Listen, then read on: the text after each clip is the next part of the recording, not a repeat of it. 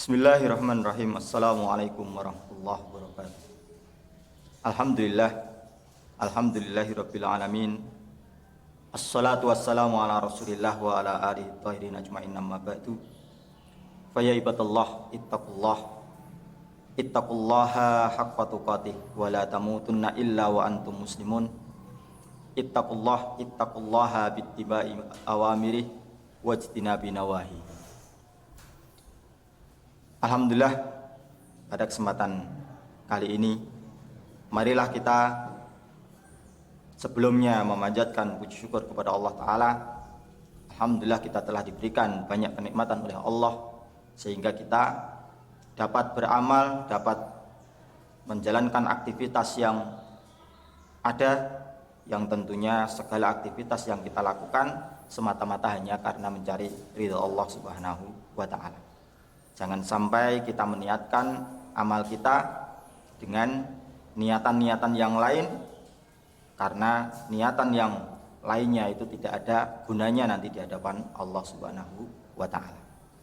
Dan juga marilah kita tingkatkan iman dan takwa kita kepada Allah, supaya kita semakin hari semakin berkurangnya umur kita semakin lebih baik dan menjadi orang yang semakin bertakwa kepada Allah. Pada kali ini marilah kita membahas dalam surat Al-Baqarah di ayat yang ke-165. Allah menyatakan, A'udzubillahi minasyaitonirrajim. Wa minan nasi may yattakhidhu min dunillahi andada yuhibbunahum ka hubbillah. Walladzina amanu asyaddu hubban lillah. Walau yaral ladina zalamu id yarawna al-adab annal quwwata lillahi jami'a wa annallaha syadidul adab. Dan dari kalangan manusia itu ada orang yang menjadikan dari selain Allah itu andadan, yaitu sebagai bandingan, yang mereka mencintai mereka sebagaimana mencintainya kepada Allah Ta'ala. Walladzina amanu, sedangkan orang-orang yang beriman mereka itu asyaddu hubban lillah. Mereka itu mencintai Allah dengan sangat. Walau yaral ladzina zalamu id yarawnal adzab, dan seandainya orang-orang yang berbuat zalim mereka melihat tatkala orang-orang itu melihat siksaan, annal quwwata lillahi jami'a, bahwasanya kekuatan itu hanya milik Allah semua. Wa annallaha syadidul adab, dan bahwasanya Allah itu sangat akan siksanya. Maka saudara-saudara yang dimuliakan oleh Allah Subhanahu wa Ta'ala, dari kalangan manusia ini dibedakan menjadi dua golongan, yaitu golongan yang pertama adalah orang-orang yang mereka itu mencintai kepada selain Allah itu dengan kecintaan yang sangat, sebagaimana mencintai kepada Allah. Artinya mereka membandingkan kecintaannya kepada Allah itu sama dengan kecintaan kepada sekutu-sekutu yang mereka sangka sebagai penolong mereka.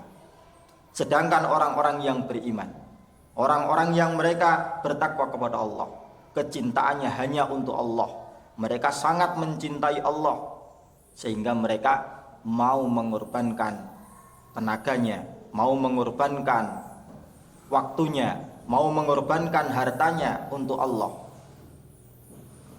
Sehingga bagi orang yang beriman, selama amalannya itu untuk mencari kecintaan kepada Allah, maka mereka tidak akan tanggung-tanggung, mereka tidak akan menghitung-hitung, karena harapannya dengan amalan yang mereka lakukan ini supaya mendapatkan ridho Allah Subhanahu wa Ta'ala.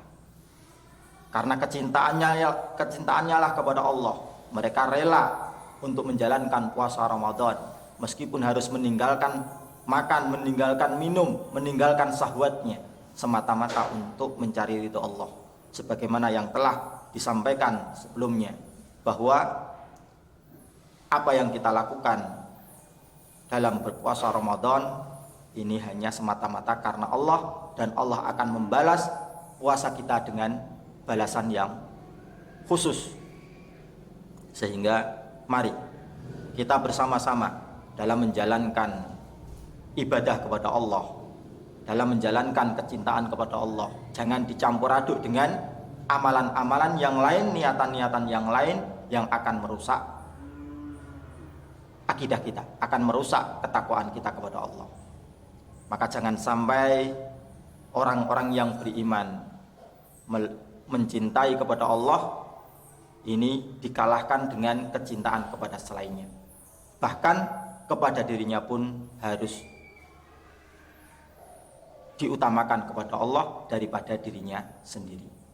Apalagi kepada keluarganya, apalagi kepada hal-hal yang lain yang itu hanya urusan yang lainnya.